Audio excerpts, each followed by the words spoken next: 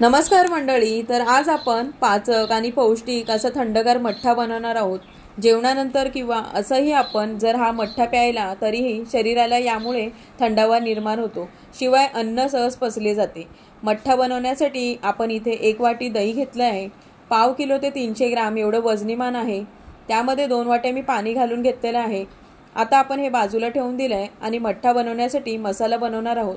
तर त्यासाठी कोथिंबीर, अर्धा चमचा साखर, चवीनुसार काळं मीठ, हे पचनाला खूप उपयुक्त असतं, अर्धा चमचा आलं आणि अर्धा चमचा जिरं आणि 1 हिरवी मिरची। आता हे सर्व जिन्नस आपल्याला मिक्सरच्या भांड्यामध्ये जाडसर असे वाटून घ्यायचे।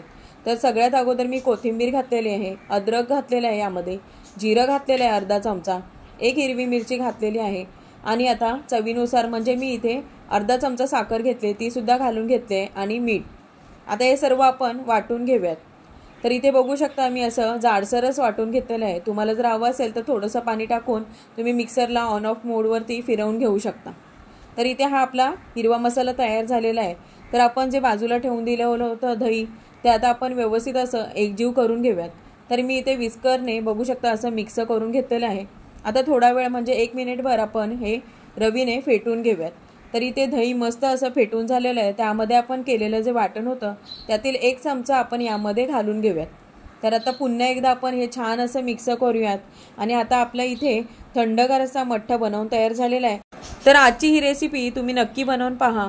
आपल्या प्रतिक्रिया कमेंट बॉक्समध्ये मला नक्कीच कळवा आणि आजचा व्हिडिओ जर तुम्हाला आवडला असेल तर लाईक करा, शेअर करा आणि आपल्या चॅनलला सबस्क्राईब करा। तोपर्यंत अशाच रेसिपींसोबत पुन्हा एकदा आपण भेटूयात। धन्यवाद।